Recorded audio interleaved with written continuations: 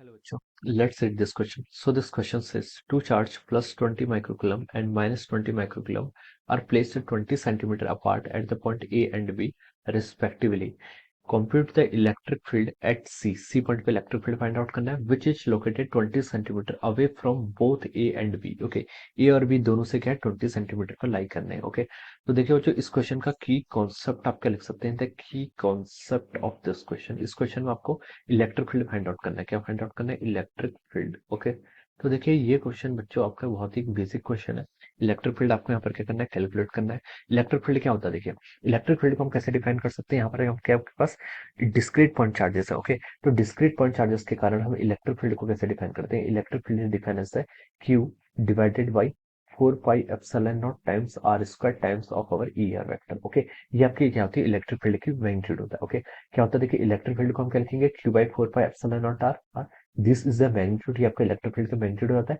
E R cap क्या बताता है आपको? डायरेक्शन बताता है. ई आर कैप क्या बताता है आपको? डायरेक्शन बताता है. ओके, अब देखिए क्वेश्चन में क्या बोला है? दो पॉइंट चार्जेस है plus 20 microcoulomb and minus 20 microcoulombs. Okay, ये आपका एक पॉइंट चार्जेस है and this is our second point charge. Okay, इसका मैग्नीट्यूड कितना आपका 20 माइक्रोकुलम है और this is our minus 20 microcoulombs. Okay, these are separated by 20 centimetre apart. ये क्या एक दूसरे से 20 सेंटीमीटर अपार्ट है. ओके, इस पॉइंट को आप ए बोल दीजिए, इस पॉइंट को आप बी बोल दीजिए. ओके, इनके बीच की जो डिस्टेंस है ये कितनी है आपकी? 20 सेंटीमीटर है.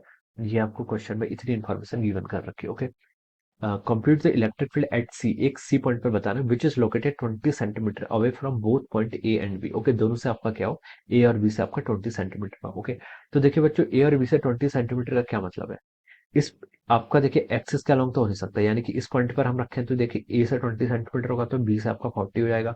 सिमिलरली हम यहाँ पर भी नहीं रख सकते. ओके, तो कहाँ पर रख सकते हैं? देखिए इसके प्लेन पे ही रखना है हमें. ओके, तो हम बोल सकते हैं कि मान लीजिए इस पॉइंट पर रखिए आपने. Okay, this is our point C. जहां से आपकी क्या है यहाँ से आपकी डिस्टेंस मान लीजिए ये डिस्टेंस जो होगी और आपकी जो ये डिस्टेंस होगी. ओके, दिस डिस्टेंस, ये डिस्टेंस क्या होगी आपकी? दोनों क्या होगी यहाँ से आपकी 20 सेंटीमीटर के इक्वल होगी. Okay, this distance is also 20 centimetre and this distance. Okay, B और सी के बीच की जो डिस्टेंस है ये डिस्टेंस भी क्या हो जाएगी आपकी? 20 सेंटीमीटर के इक्वल हो जाएगी. ओके, अब हमें क्या बताना है? Compute the electric field at point C. C point पर हमें यहाँ पर कैलकुलेट करके बताना है which is located 20 centimetre away from both A and B. A और बी से क्या हो आपका? दोनों 20 सेंटीमीटर की डिस्टेंस पर हो. ओके, अब चलिए बच्चों अब हम इस क्वेश्चन को स्टार्ट करते हैं. स्टार्ट करते हैं. ओके, तो देखिए हमें सी पॉइंट पे इलेक्ट्रिक फील्ड फाइंड आउट करना. ओके, तो देखिए बच्चों सी पॉइंट पर जो आपका इलेक्ट्रिक फील्ड होगा, electric field at point C किस किस के कारण होगा? एक तो आपके ए के कारण होगा, एक बी के कारण होगा. तो मैं उसको लिख देता हूँ electric field due to A plus electric field due to B. Okay, ये मैंने इस तरीके से लिख लिया. Okay, electric field due to A इसको हम लिख लेते हैं ना. देखिए इसको हम और अच्छे तरीके से ऐसा लिख सकते हैं, ये थोड़ा मिसलीडिंग टर्म हो रही है. इसको हम लिख सकते हैं देखिए electric field at point C. C पर हम क्या लिख सकते हैं? देखिए electric field at C due to A लिख लेते हैं plus electric field at C due to B. Okay, दो चार्जेस है इनके कारण हमें यहाँ पर फाइंड आउट करना. ओके, अब देखिए electric field at C due to A, इन दोनों का मैग्नीट्यूड यहाँ पर देखिए इसको हम वेक्टर ले ही ऐड कर लेते हैं. ओके, सी पॉइंट पर ए के कारण क्या हुआ? देखिए इस फॉर्मूला का यूज करिए Q divide by 4 pi epsilon naught times R square. Okay, K E को आप बाहर लीजिए. के ई के आपका 1/4 pi epsilon naught times Q by R square. Q का आपका देखिए 20 माइक्रोकुलम है तो उसको आप लिख लीजिए 20 माइक्रोकुलम. क्या लिख सकते हैं? 20 into 10⁻⁻⁶ divided by R square. R कितना है देखिए इनके बीच का? ए से सी के बीच का क्या है? 20 सेंटीमीटर. तो आप इसको लिख लीजिए 20 सेंटीमीटर को आप 0.2 मीटर लिख सकते हैं. आपने इसका स्क्वायर कर दिया. ओके, डायरेक्शन क्या होगी? इसकी डायरेक्शन आपकी इस डायरेक्शन में जाएगी. Okay, so this is the direction of E C A. Okay, ये ई सी ए की आपकी डायरेक्शन होगी. ओके, सिमिलरली ओके ये आपका ई सी ए हो गया. ओके, ई सी ए लिख लीजिए. पहले हम देखिए अलग अलग कैलकुलेट कर लेते हैं. इसके डायरेक्शन आपकी ये आ गई. ओके, अब E C electric field at C due to B को हम फाइंड आउट करेंगे तो ये कितना होगा आपका? K E into Q two. Q two कितना देखिए आपका 20 into 10⁻⁻⁶ divided by R square. R कितना है? 0.2. इसका स्क्वायर कर लीजिए. ओके, तो बी पॉइंट पर जो इलेक्ट्रिक फील्ड आएगा इसकी डायरेक्शन आपकी इस डायरेक्शन में आएगी. Okay, this is a electric field at C due to B. Okay, ये आपका इस तरीके से आपने क्या कर दिया? यहाँ पर कैलकुलेट कर लिया. ओके, अब हमें क्या करना है? देखिए इन दोनों के यहाँ पर रिजल्टेंट फाइंड आउट करना. तो देखिए बच्चे यहाँ पर वैल्यूज पुट कर लीजिए. ये जगह 9 into 10⁻9 into 20 into 10⁻⁻�6 divided by 0.2 का स्क्वायर कितना होगा आपका? 4 इंटू 10⁻⁻2 लिख लीजिए इसको. ओके, तो देखिए 20 इंटू 9 कितना हो जाएगा? 180. 180 बाई 4 कितना हो जाएगा आपका? 45 हो जाएगा. 10⁻9 इंटू 10⁻⁻6 कितना होगा? 10⁻3. और ये ऊपर आ जाएगा तो 10⁻3 प्लस 2 कितना होगा? 5. ओके, 45 इंटू 10⁻5 आ रहा है. ओके, किसके इक्वल आ रहा है आपका? देखिए 9 इंटू 10 इंटू आर का स्क्वायर, ओके 40, ओके ये आपका हो गया 45, ओके ठीक है। 45 इंटू 10 to the power 5 के आपके क्या आ रहा है, इक्वल आ रहा है, ओके। सो ये आपका न्यूटन पर कूलम हो जाएगा, okay. This is the electric field, okay.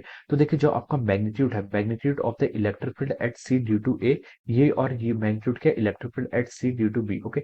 इन दोनों का मैग्नीट्यूड तो आपका इक्वल आ रहा है, ओके, लेकिन इनकी डायरेक्शन आपकी इस डायरेक्शन में, ओके। पॉजिटिव था तो अवे की तरफ है, यहाँ पर आपका -20 था तो it will be towards, okay, ये टुवर्ड्स हो गया, ओके। ये एंगल देखिए आपका, ये आपको देखिए फिगर देखे तो 20 20 20 तीनों साइड्स का 20 सेंटीमीटर है, तो ये आपका क्या बनना है आपका, ये जो आपका चार्ज बनाएगा ये एंगल आपका 60 डिग्री बनाएगा, ये 60 है तो ये भी 60 हो जाएगा, ये 60 है तो आपके तीनों ही आपका इक्विलेटरल एंगल बन जाएगा, ओके। ये 60 हो जाएगा तो हम बोल सकते हैं कि this angle should be equal to over 120 degree. ये एंगल कितना होना चाहिए आपका, 120 डिग्री के इक्वल होना चाहिए। देखिए ये एंगल 60 हो जाएगा तो इन दोनों के बीच का एंगल कितना होगा आपका 120 डिग्री हो जाना चाहिए, क्योंकि स्ट्रेट लाइन में कितना होता है 180 डिग्री होता है, ओके। अब दो वेक्टर्स के बीच का आपको एंगल बताया और आपको यहाँ पर क्या निकालना है, मैग्नीट्यूड निकालना है। तो आप इसको बहुत इजीली कैलकुलेट कर सकते हैं। देखिए वेक्टर्स का मैग्नीट्यूड क्या होता है, रिजल्टेंट कैसे फाइंड आउट करते हैं, ओके। ये रिजल्टेंट कैसे फाइंड आउट करते हैं, देखिए आपका होता है root of A square plus B square plus 2ab cos theta, okay. इस तरीके से हम इसको कैलकुलेट करते हैं, ओके।